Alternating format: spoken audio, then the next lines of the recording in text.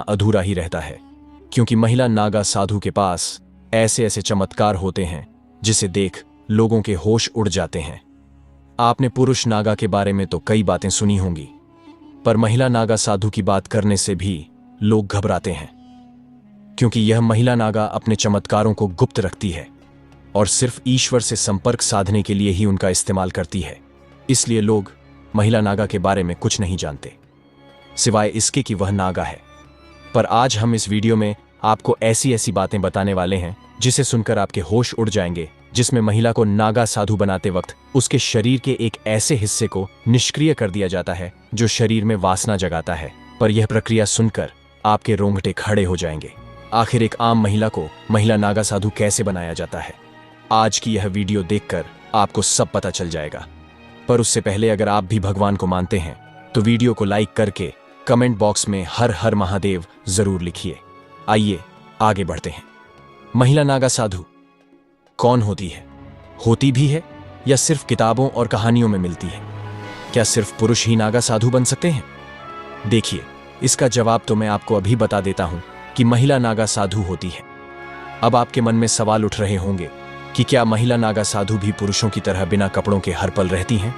और नागा साधु बनने के लिए महिलाओं को अपने जिस्म का कौन सा पार्ट त्यागना पड़ता है लंबे लंबे बाल, भभूत से लिपटा नंगा बदन, हर पल नशे में डूबी रहना, क्या यही पहचान है एक महिला नागा साधु की? कैसी है इनकी रहस्यमयी दुनिया? सभी जानते हैं कि नागा साधु वो होते हैं जिनके काफी बड़े बड़े बाल होते हैं और वह निर्वस्त्र यानी बिना कपड़ों के रहते हैं और उनके शरीर पर हर तरफ भस्म लगी रहती है।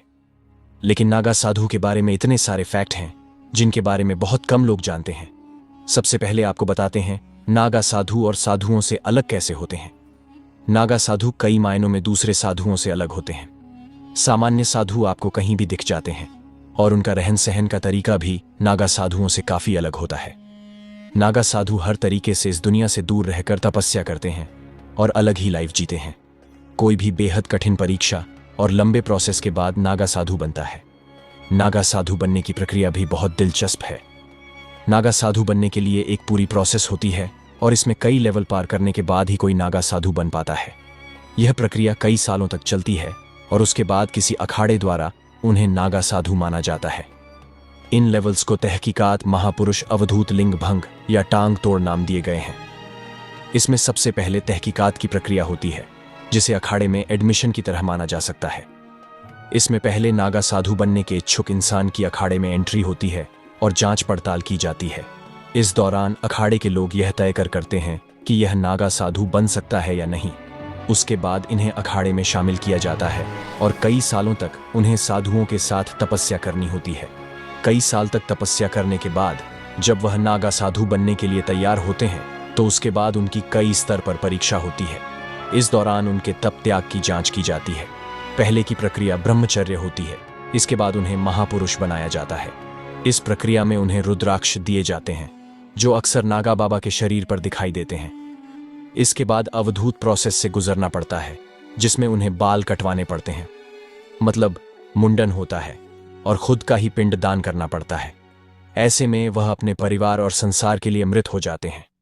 इसके बाद वह साधना करते हैं और भगवान में ही लीन हो जाते हैं। इसके बाद एक प्रक्रिया होती है जो अखाड़े में लगे एक खंबे के नीचे होती है। इसी प्रक्रिया में कई रिवाज पूरे किए जाते हैं, जिसमें लिंग भंग की प्रक्रिया भी होती है।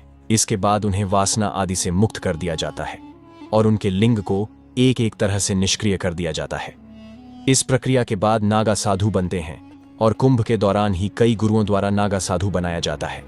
महिला नागा साधु के बारे में जानने से पहले क्या आपने कभी एक नागा साधु को देखा है? नीचे कमेंट्स में यस लिखकर जरूर बताइए।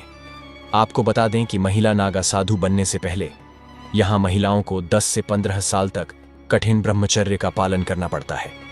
इसके बाद अगर इन महिलाओं के गुरु इस बात से संतुष्ट हो जाते हैं कि महिला ब्रह्मचर्य का पालन कर सकती है, तभी उसे दीक्षा प्रदान की जाती है। नागा साधु बनने के लिए दृढ़ इच्छा शक्ति और सन्यासी जीवन जीने की प्रबल इच्छा होनी चाहिए। महिला नागा सन्यास बनने से पहले अखाड़े के साधु संत उस महिला के घर परिवार और उसके पिछले जन्म की जांच पड़ताल करते हैं। महिला को भी नागा साधु बनने से पहले खुद का ही पिंड दान करना पड़ता है। और पुरुषों की ही तरह महिला नागा साधु का भी मुंडन किया जाता है और फिर उस महिला को नदी में स्नान के लिए भेजा जाता है। महिला नागा सन्यासिन पूरा दिन भगवान का जाप करती रहती है और सुबह सुबह जल्दी उठकर शिव जी का जाप करती है। इसके बाद दोपहर में भोजन करने के बाद फिर से शिव जी का जाप करती है और शाम को सोती है। अखाड़े में महिला साधुओं को पूरा सम्मान दिया जाता है। जब महिला नागा सन्यासी पूरी तरह से बन जाती है तो अखाड़े के सभी साधु संत उस महिला को माता कहकर बुलाते हैं। साथ ही सन्यासी बनने से पहले महिला को यह साबित करना होता है कि उसका अपने परिवार और समाज से अब कोई मोह नहीं है। इस बात की संतुष्टि करने के बाद ही आचार्य महिला को दीक्षा देते हैं। आपको बता दें कि महिला साध्वी को पूरी तरह से नग्न अवस्था में रहने की इजाजत नहीं है। वह बॉडी पर एक भगवा कपड़ा लपेट कर रहती है। ठंड हो या फिर बरसात, हर मौसम में यही ही एकमात्र उनकी पोशाक है। तीर्थों में भी महिला साधुओं को नग्न स्नान करने की परमिशन नहीं है। आपको जानकर हैरानी होगी कि कई अखाड़ों में नागा साधु की दीक्षा लेने के लिए विदेशी महिलाओं की संख्या काफी ज्यादा होती है।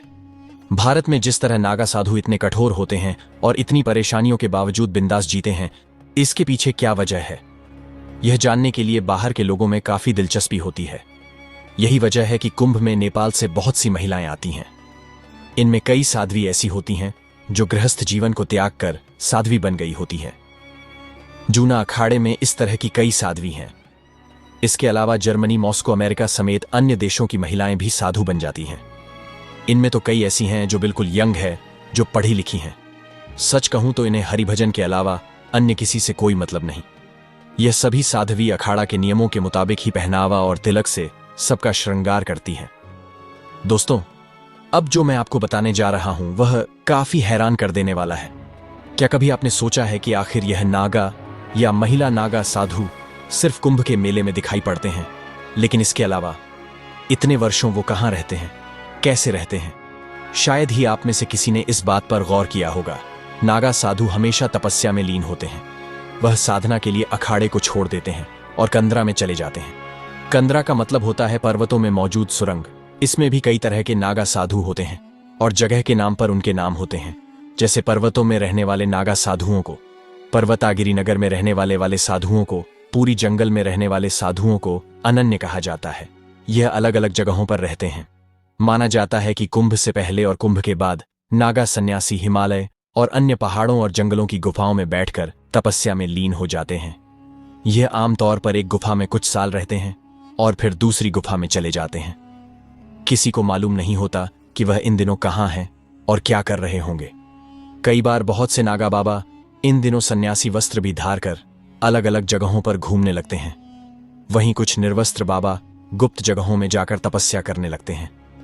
इस दौरान वह जड्ड बूटी और कंदमूल पौधे के साथ जंगलों और पहाड़ों पर होने वाले खाने की चीजों से अपने पेट भरते हैं। वह घूमते भी रहते हैं, लेकिन यह सब इतने सीक्रेट तरीके से होता है कि किसी को पता नहीं चलता।